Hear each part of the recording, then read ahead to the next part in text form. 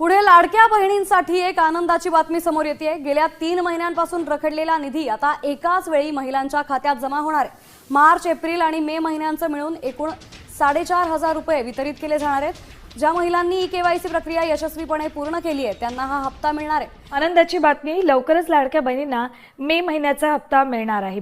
मंत्री आदिती तटकरे यांनी याबाबत माहिती दिली। लाडक्या बहिणीचा मे महिन्याचा हप्ता हा लाडक्या बहिणींच्या थेट खात्यामध्ये वितरित केला जाईल। मला आपल्या माध्यमातून सुद्धा सर्व लाडक्या बहिणींना त्या ठिकाणी आश्वासित करायचे की जसं एप्रिल महिन्याचा हप्ता हा त्यांच्या खात्यामध्ये जमा झालेला होता, तसा मे महिन्याचा जो हप्ता आहे तो सुद्धा लवकरच त्यांच्या खात्यामध्ये जमा होणार। केवायसी केलेली आहे पण त्यांचा कदाचित काही कारणास्तव टेक्निकल अडचणीमुळे लाभ बंद झाला असेल, ती आम्ही करतोय। आणखीन 2 महिने त्याच्यामध्ये वाढ झाली आणि केवायसी प्रक्रिया ही फक्त ह्या लाडकी बहीण योजनेमध्ये नाहीये, तर ज्या ज्या राज्याच्या डायरेक्ट बँक ट्रान्सफरच्या योजना आहेत म्हणजे डीबीटीच्या योजना आहेत ह्या सगळ्यांमध्ये ई-केवायसी प्रक्रिया केली जात असते। आणि हा जो 80 लाखाचा आकडा आहे हा फक्त ई-केवायसीचा नाही, यात ई-केवायसीचे काही महिला असतील ज्यांनी ई-केवायसी केलेली नसेल इतक्या मुदतीत सुद्धा तेही आहेत। काही आम्हाला गेल्या 10-10.5 महिन्यापासून आम्ही एक IT विभागाचा म्हणजे इन्कम टॅक्सचा आम्ही जो आकडा ज्यांचं उत्पन्न 2.5 लाखापेक्षा जास्ती आहे हा डेटा जो आहे हा आम्ही त्या ठिकाणी मागवलेला होता।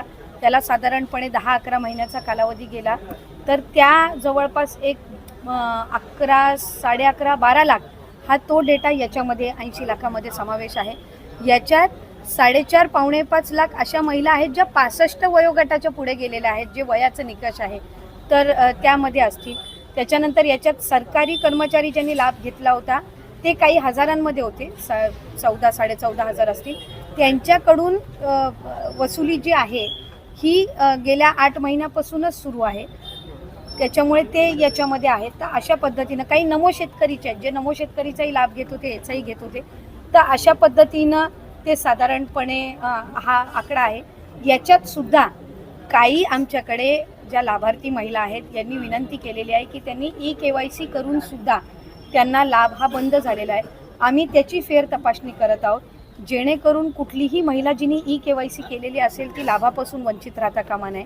त्याच्यामुळे राज्याचे मुख्यमंत्री देवेंद्र फडणवीस साहेब, एकनाथजी शिंदे साहेब, आदरणीय सुनेत्रा काकी असतील, मंत्रिमंडळ असेल, यांच्या याच्यानी आपण ती ज्यांनी काही अशा आहेत ज्यांनी संजय गांधी निराधार योजना आणि लाडकी बहीण योजना ह्या दोन्हीमधून जे लाभ घेत होते ते छाननीमध्ये कट झालेले आहेत, पण त्यांना दोन्हीपैकी एका योजनेचा कंपल्सरी लाभ हा आपण देणारच आहोत।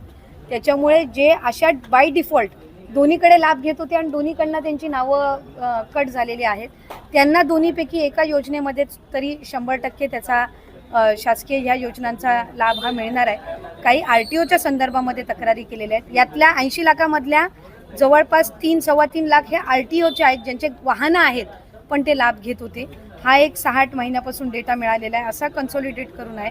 पण त्यातल्याही काही लाभार्थ्यांनी म्हटले की आमच्या नावाने म्हणजे निवेदनं आलेली आहेत की आमच्या नावाने कुठलंही वाहन नाही आहे, तर त्याची फेर तपासणी होईल, तर त्या पद्धतीनं आहे।